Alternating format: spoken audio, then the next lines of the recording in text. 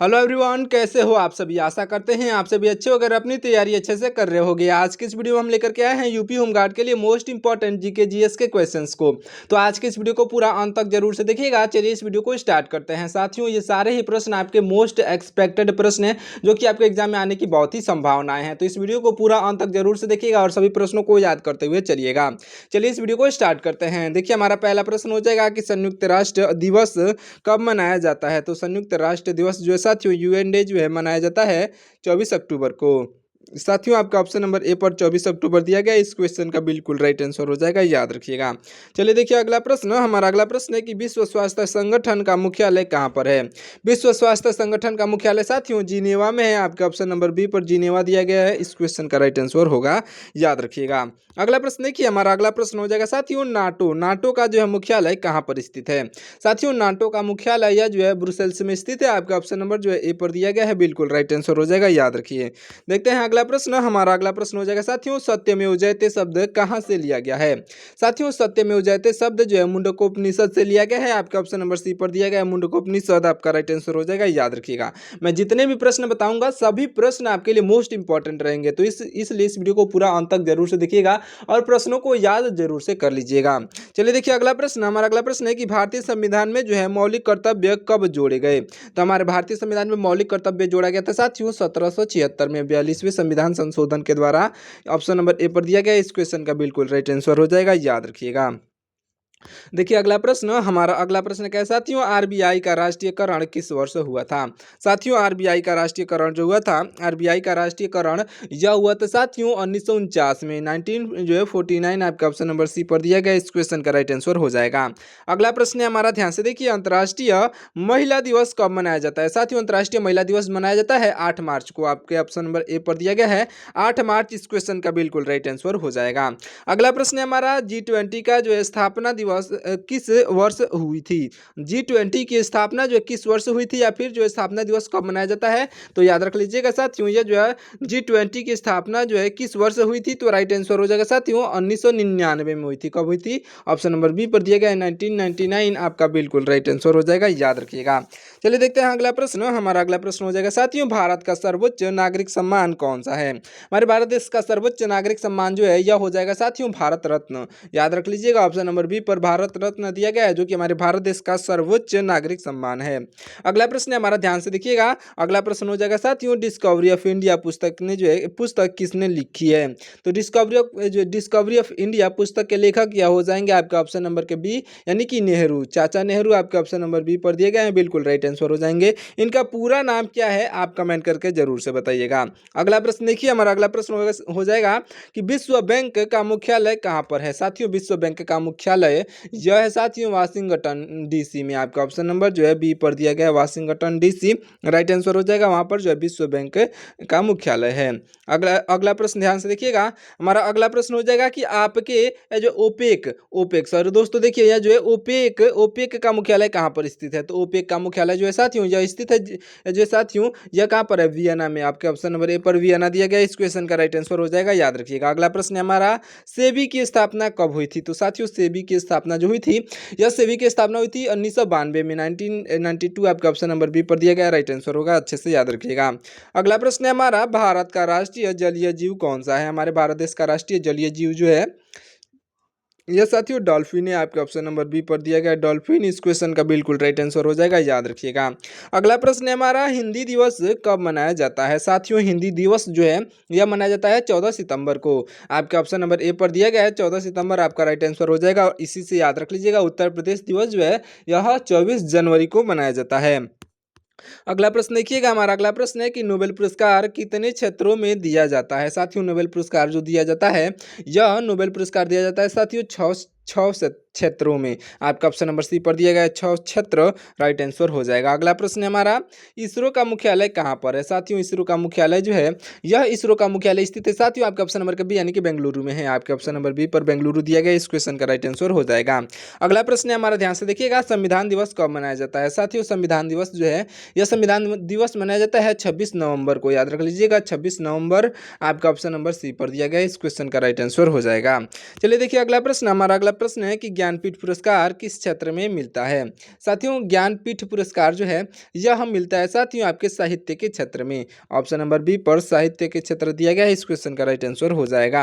अगला प्रश्न देखिएगा, हमारा अगला प्रश्न है कि भारत की पहली महिला राष्ट्रपति कौन थी। साथियों हमारे भारत देश की पहली महिला राष्ट्रपति जो थी यह हो जाएंगे आपका ऑप्शन नंबर का ए, यानी कि प्रतिभा पाटिल। जो है प्रतिभा पाटिल आपके ऑप्शन नंबर ए पर दी गई है, जो कि भारत की पहली महिला राष्ट्रपति बनी थी, याद रख लीजिएगा। अगला प्रश्न है हमारा, देखिए यहाँ से जो अगला प्रश्न है, यहाँ से कौन से प्रश्न स्टार्ट होते हैं, साइबर सुरक्षा, मानव, जो देखिएगा यह जो मानवाधिकार और पुलिस से संबंधित प्रश्न स्टार्ट होते हैं। ये जो है आपके ट्रेंडिंग टॉपिक हैं जो कि आपके एग्जाम में पूछे जा रहे हैं, आने वाले एग्जाम में भी पूछे जाएंगे।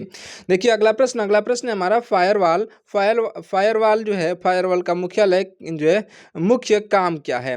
साथियों फायरवॉल का मुख्य काम क्या है, आपका राइट आंसर साथियों हो जाएगा यह जो है नेटवर्क सुरक्षा। ऑप्शन नंबर बी पर दिया गया नेटवर्क सुरक्षा आपका राइट आंसर हो जाएगा, याद रखिए।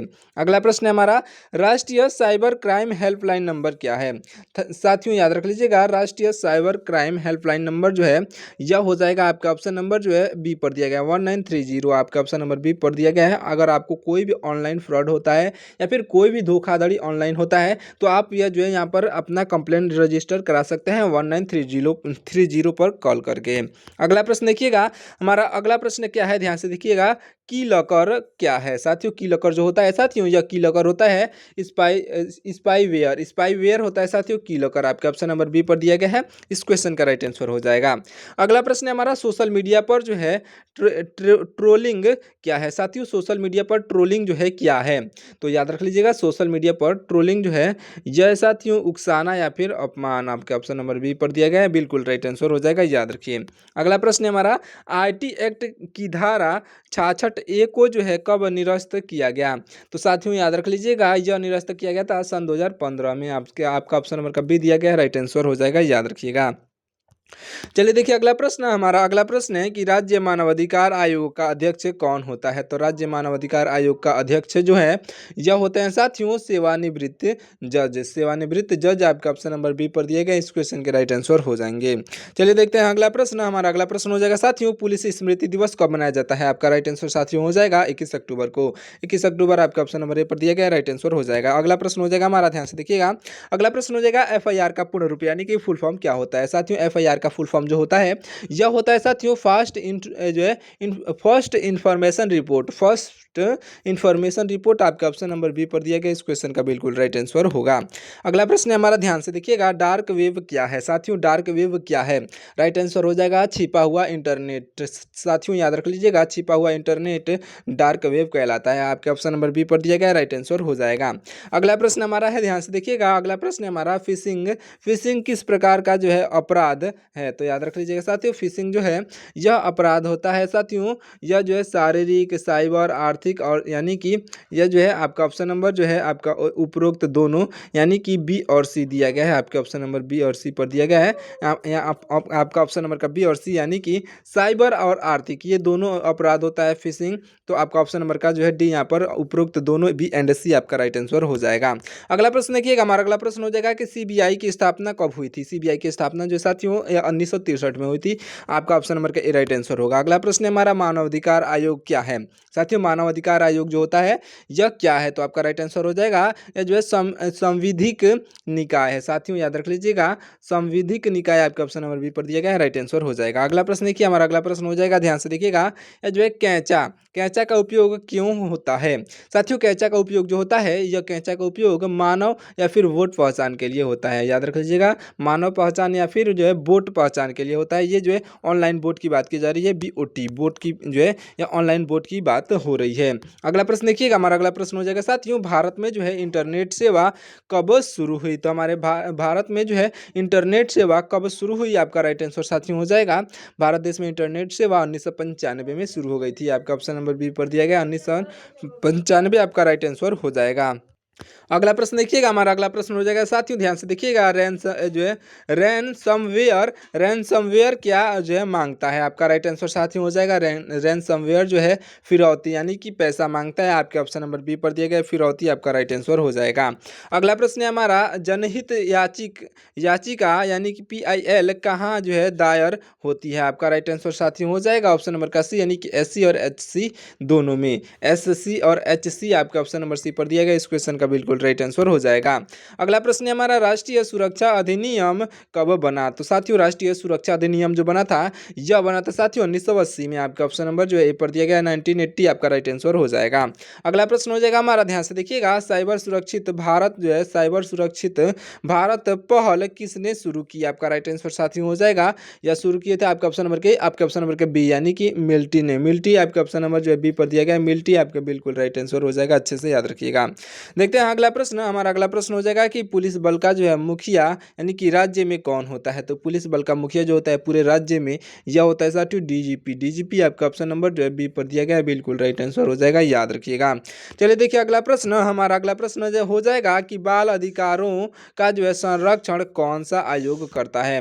बाल अधिकारों का संरक्षण जो करता है साथियों, यह करता है आपका ऑप्शन नंबर का ए यानी कि NCPCR। NCPCR आपका ऑप्शन नंबर ए पर दिया गया। इस क्वेश्चन का बिल्कुल राइट आंसर हो जाएगा, याद रखिएगा। अगला प्रश्न देखिए, यहाँ से जो हमारे प्रश्न होते हैं स्टार्ट पड़ोसी देश और जो है भूगोल से। यहाँ पर 41 प्रश्न से लेकर के 60 प्रश्न जो है हमारे होने वाले हैं पड़ोसी देश और जो है भूगोल से, आप अच्छे से याद रख लीजिएगा। देखिए क्या हमारा अगला प्रश्न है कि श्रीलंका की जो है पुरानी राजधानी क्या है? साथियों श्रीलंका की पुरानी राजधानी यह है साथियों, श्रीलंका की पुरानी राजधानी जो है यह हो जाएगी आपका ऑप्शन नंबर का सी यानी कि अनुराधापुर। याद रख लीजिएगा, अनुराधापुरा आपके ऑप्शन नंबर सी पर दिया गया है, बिल्कुल राइट आंसर हो जाएगा। चलिए देखते हैं अगला प्रश्न, ध्यान से देखिएगा। हमारा अगला प्रश्न हो जाएगा साथियों, पाकिस्तान की राजधानी क्या है? साथियों पाकिस्तान की राजधानी जो है यह इस्लामाबाद है। याद रख लीजिएगा, ऑप्शन नंबर सी पर इस्लामाबाद दिया गया है, बिल्कुल राइट आंसर हो जाएगा। अगला प्रश्न है हमारा, भारत और पाकिस्तान के बीच कौन सी ट्रेन थी? साथियों भारत और पाकिस्तान के बीच जो ट्रेन थी, यह भारत और पाकिस्तान के बीच की ट्रेन का नाम क्या था? तो आपका राइट आंसर हो जाएगा साथियों समझौता एक्सप्रेस। आपका ऑप्शन नंबर बी पर दिया गया समझौता एक्सप्रेस आपका बिल्कुल राइट आंसर हो जाएगा, याद रखिएगा। अगला प्रश्न है हमारा, ध्यान से देखिएगा। अगला प्रश्न है कि रेड क्लिफ रेखा कब निर्धारित की गई? साथियों रेड क्लिफ रेखा जो है यह निर्धारित की गई थी 1947 में। आपके ऑप्शन नंबर ए पर दिया गया 1947 आपका बिल्कुल राइट आंसर हो जाएगा। अगला प्रश्न है हमारा, नेपाल की मुद्रा क्या है? साथियों नेपाल की मुद्रा की बात की जाए तो ये रुपया है। साथियों नेपाल में भी रुपया चलता है। आपका ऑप्शन नंबर बी पर दिया गया रुपया आपका राइट आंसर हो जाएगा। अगला प्रश्न है हमारा, भूटान का राष्ट्रीय खेल क्या है? साथियों भूटान का राष्ट्रीय खेल यह हो जाएगा तीरंदाजी। तीरंदाजी आपका ऑप्शन नंबर बी पर दिया गया है, राइट आंसर हो जाएगा। अगला प्रश्न देखिएगा, हमारा अगला प्रश्न हो जाएगा कि सफ़ेद हाथियों का देश किसे कहते हैं? साथियों सफ़ेद हाथियों का देश जो है थाईलैंड को कहा जाता है। आपका ऑप्शन नंबर बी पर दिया गया है, बिल्कुल राइट आंसर हो जाएगा। चलिए देखिए अगला प्रश्न, हमारा अगला प्रश्न हो जाएगा कि बांग्लादेश कब स्वतंत्र हुआ? साथियों बांग्लादेश जो स्वतंत्र हुआ था यह हुआ था 1971 में। आपका ऑप्शन नंबर सी पर दिया गया 1971 आपका राइट आंसर हो जाएगा। अगला प्रश्न है हमारा, चीन की मुद्रा क्या है? साथियों चीन की मुद्रा की बात की जाए तो यह जो है चीन की मुद्रा युआन है, जिसे हम लोग जो है रेमिनबी कहते हैं, लेकिन यहाँ पर युआन आपका ऑप्शन नंबर बी पर दिया गया है। ये युआन कहना बहुत सही रहेगा, तो आपका ऑप्शन नंबर का भी राइट आंसर हो जाएगा। अगला प्रश्न है हमारा, किस देश को जो है व्रज की भूमि कहते हैं? किस देश को व्रज की भूमि कहते हैं? तो याद रख लीजिएगा, व्रज की भूमि जो कहलाता है साथियों यह कहलाता है भूटान। आपके ऑप्शन नंबर जो है बी पर दिया गया है, राइट आंसर हो जाएगा। चलिए देखिए अगला प्रश्न, हमारा अगला प्रश्न क्या है साथियों, भारत की सबसे ऊंची चोटी कौन सी है? तो हमारे भारत देश की सबसे ऊंची चोटी की बात की जाए साथियों तो K2 यानी कि गार्डविन आस्टीन आपके ऑप्शन नंबर बी पर दिया गया, गार्डविन आस्टीन यानी कि K2 राइट आंसर हो जाएगा।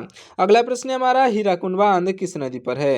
हीराकुंड बांध किस नदी पर है साथियों? तो आपका राइट आंसर हो जाएगा ऑप्शन नंबर का बी यानी कि महानदी पर। आपका ऑप्शन नंबर बी पर दिया गया है महानदी। इस क्वेश्चन का बिल्कुल राइट आंसर हो जाएगा, याद रखिएगा। अगला प्रश्न है हमारा, सरदार सरोवर बांध किस नदी पर है? साथियों सरदार सरोवर बांध नर्मदा नदी पर है। आपके ऑप्शन नंबर ए पर दिया गया नर्मदा नदी। इस क्वेश्चन का बिल्कुल राइट आंसर हो जाएगा।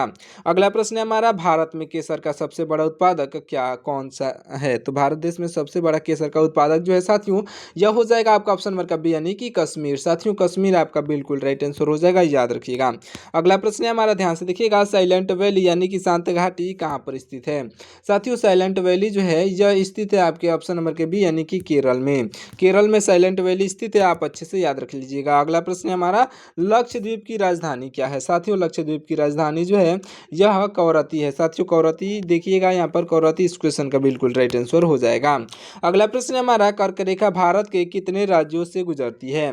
तो कर्क रेखा साथियों कुल मिलाकर के भारत के जो है कर्क रेखा जो गुजरती है साथियों, यह कुल मिलाकर के भारत के 8 राज्यों से होकर के गुजरती है।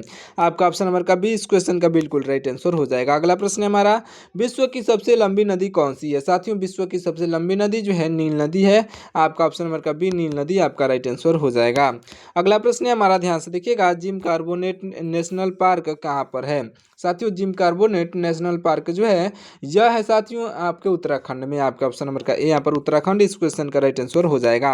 अगला प्रश्न है हमारा, भारत का सबसे दक्षिणतम बिंदु कौन सा है? तो हमारे भारत देश का सबसे दक्षिणतम बिंदु यह हो जाएगा इंदिरा पॉइंट। इंदिरा पॉइंट आपका ऑप्शन नंबर बी पर दिया गया है, राइट आंसर हो जाएगा। चलिए देखते हैं अगला प्रश्न, ध्यान से देखिएगा। हमारा अगला प्रश्न देखिए, यहाँ से जो उत्तर प्रदेश विशेष यानी कि यूपी जी के यहाँ से जो है स्टार्ट होते हैं। अगला प्रश्न है हमारा, उत्तर प्रदेश दिवस कब मनाया जाता है? मैंने आपको पहले भी बताया 24 जनवरी को जो है उत्तर प्रदेश दिवस मनाया जाता है।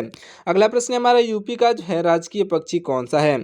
साथियों यूपी का राजकीय पक्षी यह हो जाएगा आपका ऑप्शन नंबर का बी यानी कि सारस, जिसे हम लोग क्रेन कहते हैं, सारस आपका ऑप्शन नंबर का बी राइट आंसर हो जाएगा। चलिए देखते हैं अगला प्रश्न। हमारा अगला प्रश्न हो जाएगा साथियों, कथक नृत्य जो है किस राज्य से संबंधित है? आपका राइट आंसर हो जाएगा साथियों, कथक नृत्य जो है यह संबंधित है साथियों, कथक नृत्य संबंधित है आपका ऑप्शन नंबर के जो है बी यानी कि उत्तर प्रदेश राज्य से। ऑप्शन नंबर का बी राइट आंसर हो जाएगा, अच्छे से याद रखिएगा। चलिए देखिए अगला प्रश्न। हमारा अगला प्रश्न है कि यूपी में कुल कितने जिले हैं? यूपी में कुल जिलों की संख्या साथियों 75 है। ऑप्शन नंबर का सी 75 आपका राइट आंसर हो जाएगा। अगला प्रश्न है हमारा, ताला नगरी किसे कहा जाता है? साथियों याद रख लीजिएगा, ताला नगरी कहा जाता है अलीगढ़ को। ऑप्शन नंबर का बी यहाँ पर अलीगढ़ इस क्वेश्चन का राइट आंसर होगा। अगला प्रश्न क्या है हमारा, कि पीतल नगरी किसे कहते हैं? साथियों पीतल नगरी जो कहा जाता है यह कहा जाता है मुरादाबाद को। ऑप्शन नंबर का बी मुरादाबाद आपका राइट आंसर हो जाएगा। अगला प्रश्न है हमारा, यूपी की सबसे बड़ी जनजाति कौन सी है? तो यूपी की सबसे बड़ी जनजाति जो है यह है साथियों थारू जनजाति, याद रख लीजिएगा। यह प्रश्न आपके एग्जाम में कई बार पूछा गया है साथियों, इसलिए इसे आप अच्छे से याद रख लीजिएगा। चलिए देखते हैं अगला प्रश्न। हमारा अगला प्रश्न है कि नौचंदी मेला जो है कहाँ पर लगता है? साथियों नौचंदी मेला लगता है मेरठ में। आपका ऑप्शन नंबर बी पर दिया गया है मेरठ इस क्वेश्चन का राइट आंसर होगा। अगला प्रश्न है हमारा, यूपी की पहली महिला मुख्यमंत्री कौन थी? तो यूपी की पहली महिला मुख्यमंत्री जो थी यह थी साथियों आपके ऑप्शन नंबर का बी यानी कि सुचेता कृपलानी। साथियों सुचेता कृपलानी आपकी राइट आंसर हो जाएंगी। अगला प्रश्न है हमारा, ध्यान से देखिएगा, बनारस हिंदू विश्वविद्यालय यानी कि BUHU के संस्थापक कौन है? आपके राइट आंसर साथियों हो जाएंगे आपके ऑप्शन नंबर के ए यानी कि मदन मोहन मालवीय। मदन मोहन मालवीय आपके ऑप्शन नंबर के ए राइट आंसर हो जाएंगे, अच्छे से याद रखिएगा। चलिए देखिए अगला प्रश्न। हमारा अगला प्रश्न हो जाएगा कि यूपी विधान परिषद में जो है कितनी सीटें हैं? यूपी विधान परिषद में कुल सीटों की संख्या साथियों 100 है। आपके ऑप्शन नंबर बी पर 100 दिया गया है, राइट आंसर हो जाएगा। सभी प्रश्न इंपॉर्टेंट है, ध्यान से देखिएगा, तो इसलिए इस वीडियो को पूरा अंत तक जरूर से देख लीजिएगा।